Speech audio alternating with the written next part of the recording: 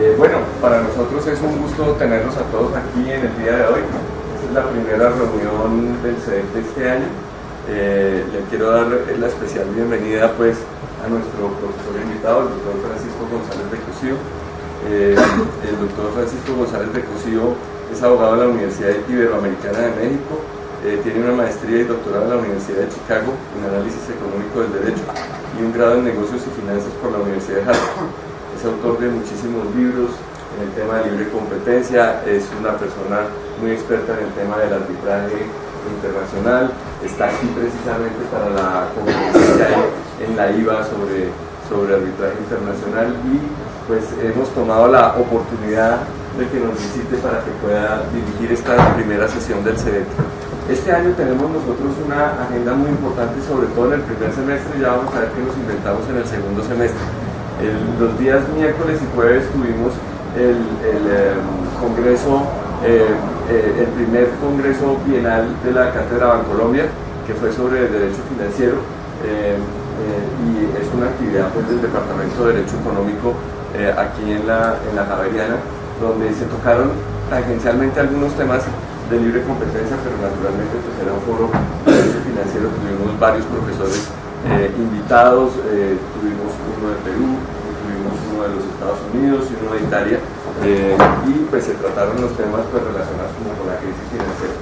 Ahora en abril vamos a tener nuestras jornadas de derecho económico, que ya creo que son las séptimas jornadas internacionales de derecho económico, que van a girar alrededor del tema de globalización y libre competencia.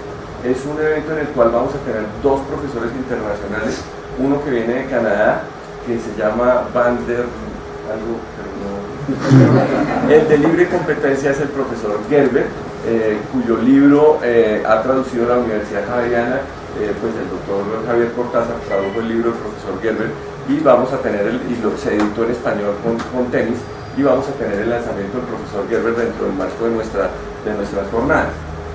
Aparte de eso, pues ya tenemos una agenda bastante nutrida de conferencias que vamos a hacer de la reunión del CEDEC.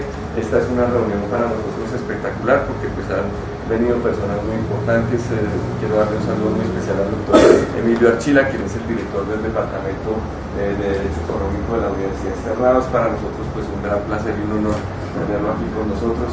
Pues el doctor Archila fue superintendente de Industria y Comercio y es uno de los abogados más importantes en este tema, al igual que otros abogados muy importantes que están aquí, como el doctor Moure, que trabajó también en la superintendencia, el doctor de los Ríos, nuestros estudiantes, funcionarios de la Superintendencia de Industria y Comercio, que para nosotros es un orgullo tenerlos aquí, es un verdadero honor tenerlos acá. Entonces, bienvenidos todos.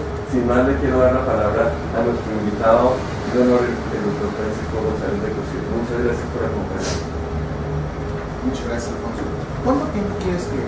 Pues mira, aquí la dinámica es más o menos esta. Nosotros sesionamos hasta las 9 de la mañana, más o menos. Nosotros diríamos que hagas una exposición que dure hasta las 8:30 más o menos, o 8:40, para que haya un tiempo de hacer debate. Y pues digamos que si no te molesta, muchas veces aquí en el CEDEC ni siquiera dejamos que los conferencistas puedan terminar su conferencia porque armamos un debate alrededor. Entonces pues digamos que el foro es muy abierto. Si hay preguntas, yo creo que también es interesante tener la oportunidad de tener a Francisco aquí para debatirlas, y pues más o menos eso es lo que hacemos. Yo diría que hasta las 8:30 para que hagas tu exposición, y de ahí en adelante una ronda de preguntas y de discusión entre todos los asistentes. Perfecto. Muy bien. Puedo proponer que si me ahorro tiempo, las 8:30 sea una aportación, una inversión en debate.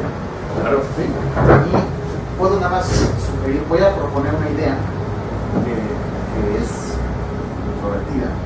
Se me ocurre que si la acabo, podemos discutirla con más energía en el tiempo que quieran, si están ustedes de acuerdo. Pues la concluyo y entonces puedo ser destrozado y quemar de leña verde. Antes de nada, muchas gracias a todos por estar tan temprano. Es para mí un honor que me inviten al CEDEC. Gracias al CEDEC por la invitación que me hacen. Conocí a Alfonso hace unos años en un evento en Guatemala en el cual, sin conocernos, nos sentaron juntos a hablar de un tema. yo quiero decirles que desde entonces fue una amistad a primera vista, la voy a llamar así. Congeniamos intelectualmente mucho, yo aprendí muchísimo, Alfonso, ese día. Desde entonces para mí una relación que valoro mucho y continuar con él platicando de temas que me interesan mucho con ustedes. Gracias, gracias Natalia por sus atenciones y gracias a los amigos que vinieron aquí, que robaron tiempo al sueño para venir a platicar de estos temas. Quisiera comenzar por admitir que el título de la convocatoria pudo seguramente haber levantado cejas, especialmente si hay gente de la superintendencia. Probablemente pensaron, y el doctor Achili, si escuché bien, según se pronuncia su nombre, estoy seguro que más de uno debe haber pensado por qué confundir tantos temas que son símbolos en una misma plática. Cada uno de ellos merece mucho tratamiento individual como para mezclarlos todos en la misma olla. Y lo que quiero mencionar es que en esa olla, ese estofado que voy a preparar de temas distintos, hay un común denominador, una idea que corta transversalmente a todas ellas, y es la que yo quiero postularles. Y es que hay un divorcio, siento yo, visible, importante, y que puede dar lugar a resoluciones que pueden ser cuestionadas en cuanto a cómo los abogados y economistas a veces tratamos conducta económica que puede ser explicable por otros motivos. Primer postulado que quiero hacer. Segundo, se circuló material que quiero mostrarles que son los capítulos de un libro que pienso concluir este año, y es la segunda edición de mi libro de competencia económica. Para hacerlo, lo que he hecho y me ha tomado algo de tiempo es analizar todos los casos y literatura económica y jurídica del mundo que he conseguido. Si algo se me fue es por la necesaria dificultad de hacerse de todo, pero mi intención ha sido saber todo lo que ha habido con cada uno de esos temas y ir sacando cada uno de los capítulos. Lo que he logrado con discriminación y depredación es lo que se los comunicó, y es un work in progress, es un proyecto que no ha concluido, pero está en un buen 90% de conclusión, y son los dos capítulos de esa obra que quiero compartir con ustedes. Y si ustedes más en ver que estoy cometiendo un error, el primer agradecido soy yo y lo reconoceré. Por último, con respecto a por qué me interesa tener esta plática, título introductorio, llevo 8 años de una práctica independiente en la cual me salí de un despacho grande, me independicé para crear una boutique en la cual viéramos disputas y negocios complejos. El ángulo, como explicaba Alfonso, que he seguido, es como alguien que se dedica al arbitraje, alguien que le interesa en estos temas que vamos a platicar hoy, cómo encontrar una meta, y lo he encontrado, para darle a clientes, a personas que tienen problemas muy peculiares, una buena manera de organizarse y de resolver problemas. Y ese es el motivo por el cual me estimula tanto el tema. Propongo platicarlo, si les parece bien, primero con el tema de temas estratégicos, segundo con discriminación, tercero con depredación, y luego arrojar conclusiones. A lo mejor hago una ligera digresión en dumping después de depredación. También eso puede merecer cuestionamiento. Dumping es un tema totalmente distinto, es una disciplina distinta, pero el motivo por el cual a lo mejor lo traigo a esta plática es porque creo que adolece del mismo problema que voy a señalar. Y bueno, empezamos con el primero, precios estratégicos. Muy rápido en la experiencia de un hombre de negocios o un agente económico, lo voy a mencionar, un comerciante, uno se da cuenta que el establecer un precio uniforme por un producto, por un nivel de abasto, no es la mejor manera de obtener lo que uno quiere de ese producto. Si uno, por ejemplo, produce esto y puede producir 1 millón de unidades al mes, el establecer un solo precio por todas es algo natural, es un primer paso entendible, simplemente dividir abasto entre costo entre abasto y sacar un precio promedio y venderlo, obviamente, con una ganancia. Eso es un primer paso que puede suceder. Pero un segundo paso de sofisticación es hacer lo que la literatura económica llama precios estratégicos. Y es yo puedo, viendo que tengo la capacidad de producir cierta cantidad de abasto, puedo segmentarlo o verlo en paquetes distintos, por así decirlo, y poner precios distintos a cada uno de ellos. O seguir estrategias de negocio distintas que tengan que ver o no con precio sobre ese producto. Por ejemplo, un ejemplo que cito mucho en México, no sé si hay donas Krispy Kreme en Colombia. Bueno, en México, cuando entró Krispy Kreme a México, que es una compañía de Estados Unidos, lo primero que hicieron fue decir, vende una dona y si entras a mi local, te regalo. Depende uno cómo vea esa operación, podría uno decir que definitivamente están discriminando, podría uno decir que están depredando porque el costo de la segunda dona cero, y cero generalmente es por debajo del costo. Entonces, ¿qué está sucediendo ahí? Y una respuesta que creo que es la más aceptada, pero me interesaba conocer sus opiniones, es que están abriendo un mercado, están dando información al consumidor, reconozcan sus donas, tengan un aliciente para crear un mercado, y ya que tienes un mercado, quitas el beneficio. Recuerdo yo muy bien que me gustan esas donas, que es visible en mi situación actual que yo entraba, compraba una dona y por haber entrado me habían nacido una dona, me gustaban sus donas, y el día que lo quitaron, el primero en quejarse fui yo. ¿Por qué quitan el beneficio de la segunda dona? Algo muy interesante. Y la respuesta que dieron es: quitamos en la política. Y para quien entiende de precios estratégicos es muy sensato lo que ocurrió, ya que crearon un mercado y era suyo, quitaron el beneficio y las venden a la cantidad que les conviene. ¿Por qué es un precio estratégico? El costo de la segunda dona era cero, y era estratégico en la medida que abre un mercado, comunica información al consumidor, y ya que lo tiene, puede seguir otra estrategia de precios. Con eso me detengo solo para alertar a que no es per se mal o debe ser mal visto el que un agente económico siga ese tipo de estrategias de negocio. Son formas que en esencia lo que buscan es crear valor y ver cómo se captura la mayor cantidad de valor. Por valor me refiero, por cierto, a la definición de negocio, no la definición económica y no la definición filosófica. Por la definición de negocio me refiero a satisfacer una necesidad. Si uno logra satisfacer una necesidad del consumidor, él va a pagar algo por ese mecanismo de satisfacción de la misma, que da valor, y la idea de negocio es que uno puede apropiar parte de ese valor vía precio. Lo que hace un agente de negocios con este tipo de estrategias es decir, tratar de crear la mayor cantidad de valor y tratar de poner el precio más alto posible para llevarse ese valor él mismo. Eso es estrategia, y eso es natural, no debemos verlo mal. Esto puede parecer a algunos, y más que hay expertos aquí reconocidos, puede parecer hasta evidente.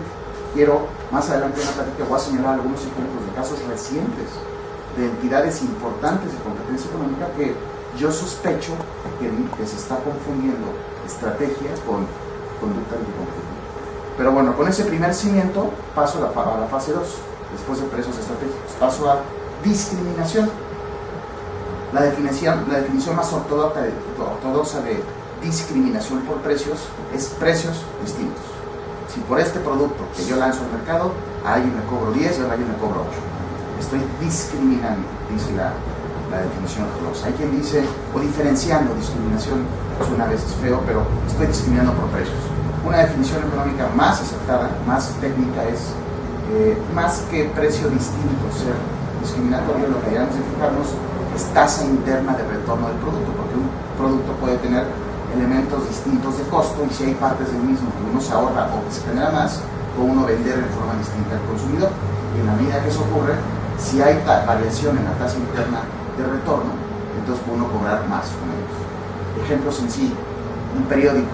Si uno se suscribe a un periódico y pensemos que el lugar del periódico se produce en este local, y una persona vive a 5 kilómetros aquí y otra vive a 10, y por la suscripción se paga el mismo precio, ese producto económicamente, además del periódico, es la entrega a domicilio del mismo.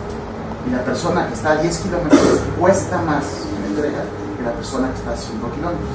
Si se le cobra igual a ambos, aunque el precio no es discriminatorio, porque a los dos se les cobra igual, económicamente muchos dirían sí es diferencial, sí es discriminatorio, porque el insumo interno que es transporte costó distinto. Es decir, le saco más al que vive cerca y menos al que vive lejos. Ese fenómeno económico que puede obedecer a muchos motivos, por ejemplo, el hombre de negocios puede poder segmentar mercados en formas distintas, personas distintas valoran el mismo producto en forma diversa, y lo que es cierto de gente inclusive muy parecida, es cierto de gente mucho más cierto de gente muy distinta. Si uno puede, entendiendo que las personas le dan diferente valor a las cosas, de alguna manera determinar cuál es el valor que esa persona le da, puede cobrarle más a unos que a otros. Y eso hay quien le molesta, hay quien considera que es incorrecto, que es injusto, que es, recuerdo unos casos de Estados Unidos que decían que está mal que se trate al consumidor de forma distinta, porque si a una persona se le vende este pulmón a 10, a la otra se le vende a 2, eso es injusto para ese uno. Y esa línea de opinión, que hay casos todavía así, para gente que sabe de esto, seguramente van a decir, bueno, eso es una postura muy silvestres, ¿no?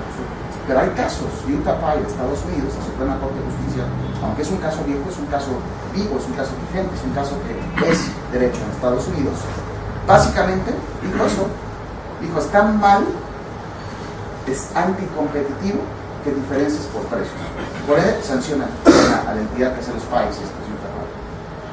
Yo lo que quiero postular con ustedes es que eso es, quien está ahí mal, respetuosamente, es la Suprema Corte de Justicia de Estados Unidos. No tiene nada de malo que si el agente económico detecta que una persona o un segmento de mercado valora este producto más que otro y encuentra, es tan ingenioso que encuentra una manera para extirpar más de uno que de otro, que lo haga. No tiene nada de malo.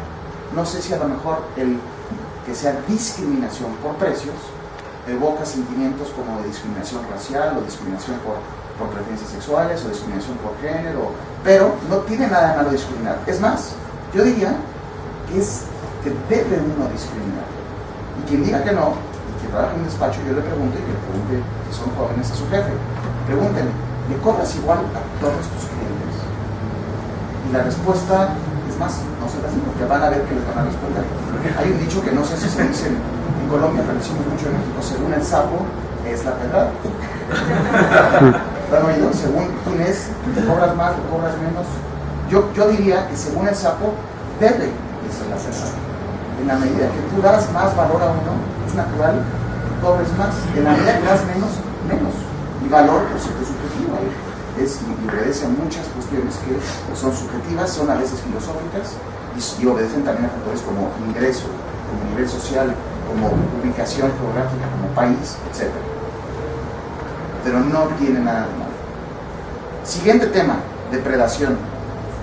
La práctica de depredación yo le tengo cariño, tengo que admitirlo, porque es el primer caso que tuve en mi vida, fue de depredación por precios y fue el que me hechizó con temas de competencia económica. Y veintitantos años después me sigo dando cuenta por qué. Depredación por precios es posiblemente la práctica más estudiada, más disectada del mundo y la más rara. Casi nunca ocurre. ¿Qué es depredación? Algunos la definen como establecer un precio por debajo del costo para eliminar a tu competidor y luego, ya que tienes el mercado cautivo, cobrar más. Idealmente ese sobreprecio, esa renta adicional que obtienes de ese mercado cuya competencia ya erosionaste por el estudio, idealmente eso pagaría la inversión que fue el costo en que incurriste por vender por debajo del costo. Idealmente, algunos piensan que eso no sucede. Yo quiero proponer una nueva definición, y es mía, no se la he leído a nadie, y quiero sujetarla a su escrutinio, que la critique, y es depredación, fíjense que quito por precios. Todo el mundo habla de depredación por precios, o price discrimination. Yo quitaría predatory pricing. Yo quitaría pricing, y en español quitaría por precios. Yo diría depredación. El foco mundial que existe hoy por hoy en la depredación por precios es, para mi gusto, miope. Hay muchas especies de depredación que no son por precios y que pueden ser también dañinas y que tienen por objeto, y aquí propongo la definición, depredación es una estrategia de negocio que en vez de crear y apropiar valor, lo que busca es lesionar o disciplinar, idealmente sacar un competidor. La repito, depredación es una estrategia de negocio que en vez de crear y apropiar valor, lo que busca es disciplinar o sacar del mercado. ¿Por qué creo que es un mejor test que las definiciones actuales que existen? Porque lo que logra es sembrar en la mente de quien va a analizar esa conducta que mucha de la estrategia que va a ver, se va a poner bajo su lupa, puede ser explicable por motivos estratégicos que, aunque sean agresivos, son plausibles. Y en cambio, si lo que uno observa es el tipo de conducta que lo que busca es pegarle a un competidor y no beneficia a nadie, eso merece ser sancionado, eso merece ser evitado. Pero hay muchos falsos positivos y muchos falsos negativos, por lo menos es mi humilde opinión. Errores tipo 1 y errores tipo 2. ¿Qué dice la teoría de depredación? ¿Por qué no nos gusta? Idealmente, porque además genera una ironía, ¿por qué precios pequeños nos debe de molestar, siendo que el efecto de la competencia es reducción de precios? Es decir, cuando el mercado no es competitivo, los precios suben. Todos saben esto. Después de la primera hora, de la primera clase, del primer día, estudié clase con Alfonso Miguel. Nos gusta la competencia económica porque generalmente los precios se van acercando más a costo. Y cuando no hay, tienden a ser supracompetitivos. Y de ahí que mucha gente que piense que es una disciplina pro consumidor, yo sé que no es un buen lugar para decirlo en Colombia, pero yo pienso que esa postura no es la técnicamente pura. La técnicamente pura no se enfoca en consumidor, se enfoca en eficiencia, se enfoca en desperdicio.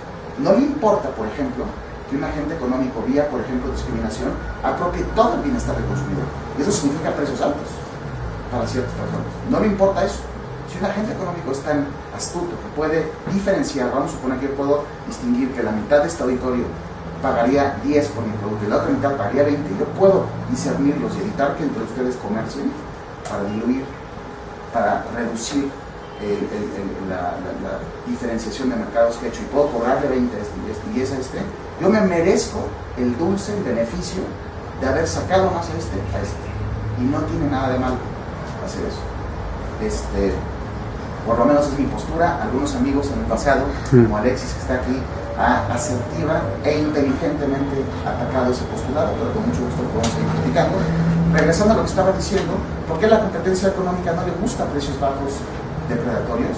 Porque queremos fomentar lo que en inglés llaman competition on the merits, competencia en los méritos. Queremos que los agentes económicos compitan en el plano precio y en el plano calidad, y el que sea mejor, que sea más eficiente, que gane. Pero no queremos que llegue alguien y haga trampa, no haciendo competition on merits, sino reduciendo el precio infracosto para destruir a un rival y entonces quedarse con el mercado, que luego desembocaría o resultaría en precios más altos. Esa es la teoría que está detrás de esto. Desde el primer caso hubo una historia de depredación que fue el de Standard Oil. Los Rockefeller fueron sancionados por esto y ese caso generó una cascada de estudios sobre el tema. Hubo un primer estudio que fijó la pauta en el diálogo sobre esto, que fue el de John McKee, que después de estudiar un expediente de 13.500 páginas, concluye, se equivocó el gobierno. Lo que hizo Standard Oil no está mal. Hizo una estrategia de negocio que no buscaba sancionar, lesionar, en fin. Y nos dio 4 argumentos muy interesantes de por qué él consideraba que no. Y esos 4 argumentos fijaron el tono, fijaron el idioma de discusión para los siguientes, yo diría que 100 años. Porque a la fecha siguen muchas personas tomando sus argumentos y discutiéndolos. Y yo diría que al día de hoy, pero me interesará conocer la opinión de los demás que están aquí, no es aceptado como la mejor postura de McKee, pero el gran beneficio en la historia de esta idea que tuvo McKee es que cuestionó de una manera inteligente y fijó el tono de discusión. Hoy por hoy muchos consideran que sí hubo depredación, por ejemplo, lo que hacía Standard Oil es que a través de sus distribuidores independientes que controlaban, lanzaba precios infracosto o siendo por arriba de costo, de todos modos eran estratégicos para destruir a competidores, y ya que estaban fuera, ya que tenían que salirse del mercado, compraba su empresa a precios muy bajos, a distressed value, o sea, centavos.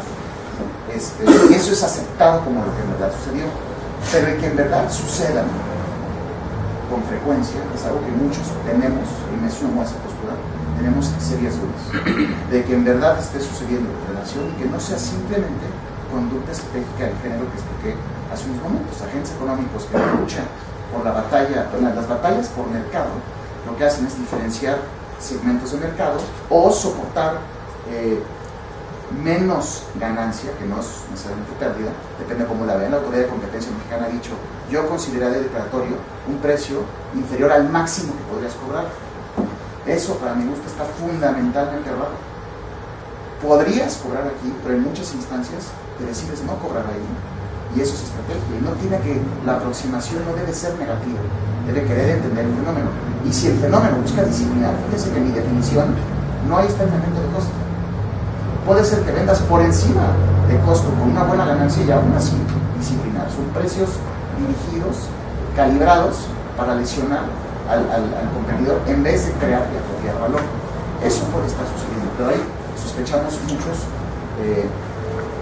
falsos positivos. Uno que me viene a la mente es el caso Guanadu reciente de la Unión Europea.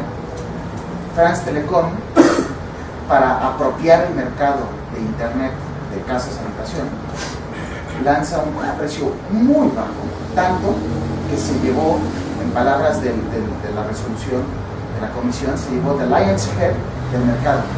Y eso es depredación, dijo la comisión. Yo quiero respetuosa, pero enfáticamente diferir de esa posición. El vender, decía, es que está pricing a long run incremental cost.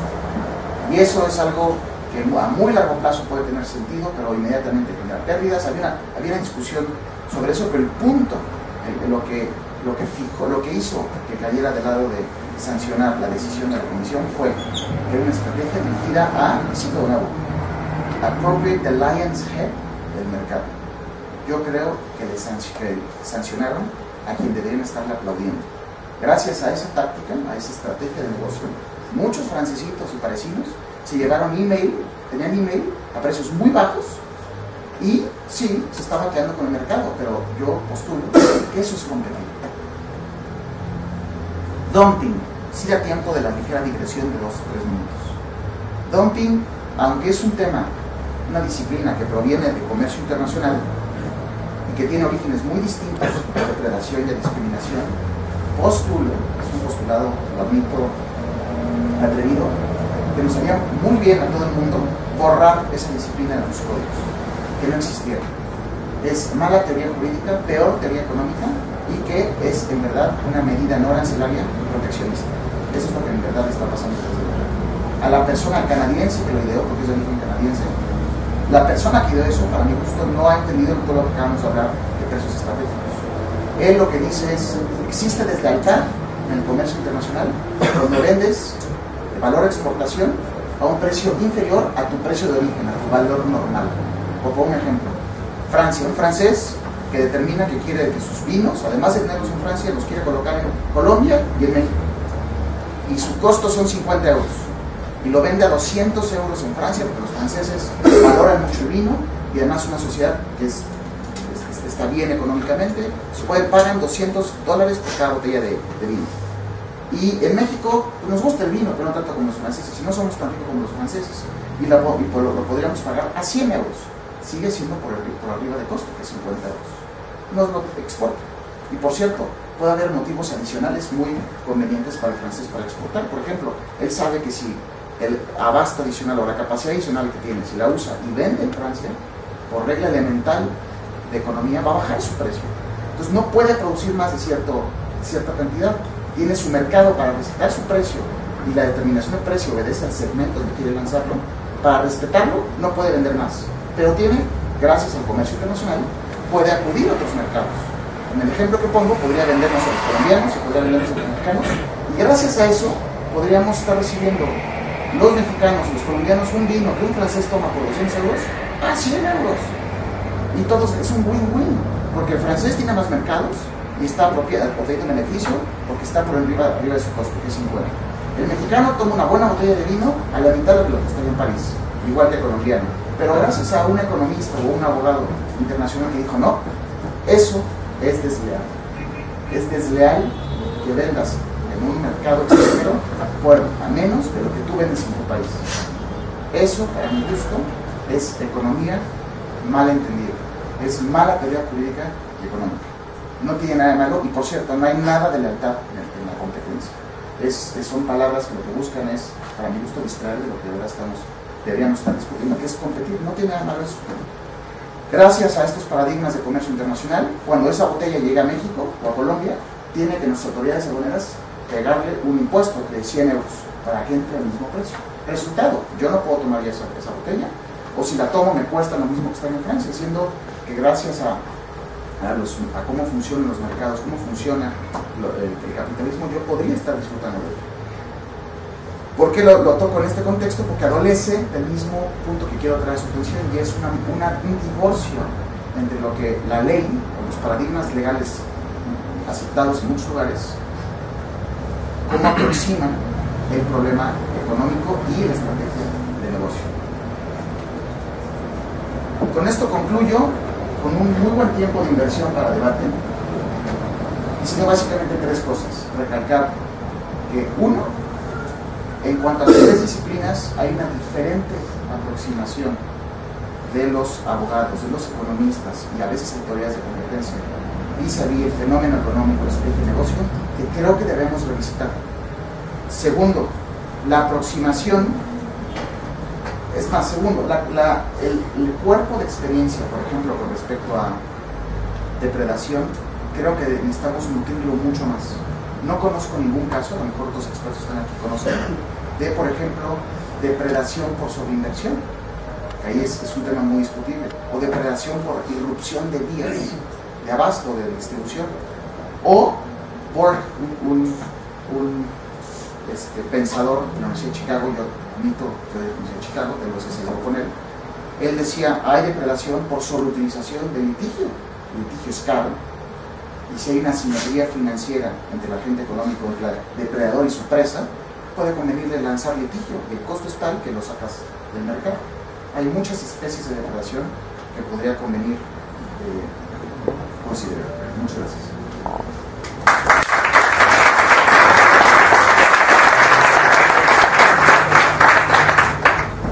Bueno, muy bien, abramos el debate. Una primera pregunta para el doctor González. Conociendo que usted es, además de experto en derecho de la competencia, un experto en temas de arbitraje, ¿cuál es su postura en torno a la arbitrabilidad de los procesos relacionados por prácticas anticompetitivas, de acuerdo con la ley mexicana? No se puede, no es arbitrable. Sé que soy minoría, pero creo que no es arbitrable porque es jurisdicción de un órgano especializado, de una autoridad, conocer de ello.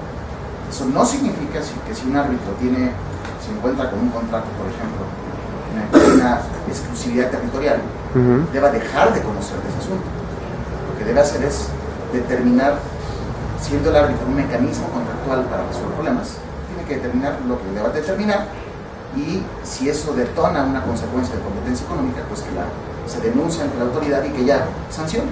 Pero son temas distintos. Sé que en Europa sí hay arbitraje de competencia económica, no lo entiendo. No entiendo eso. Lo he platicado con mucha gente, he leído los libros que hay sobre esto, no lo acabo de entender. A lo mejor los colegas de la superintendencia me pueden hacer algo que yo no he pensado. Y sé también que soy minoría. En México mucha gente me dice, pero a ver, Francisco, un tema frecuente que se puede arbitrar es temas de negocios, economía, ¿no? Y es competencia económica. ¿Por qué no se puede someter al arbitraje? Yo creo que es un caso de una premisa correcta, conclusión falaz, y es porque lo económico no necesariamente significa que un tema que tiene jurisdicción exclusiva a una autoridad, como es competencia económica, puedas tú conocer de ello. ¿De veras queremos que un árbitro privado determine que un agente económico no tiene poder de mercado? ¿O que cierta práctica no es fijación de precio? Una cosa es la autoridad y una cosa es el árbitro privado. Creo que había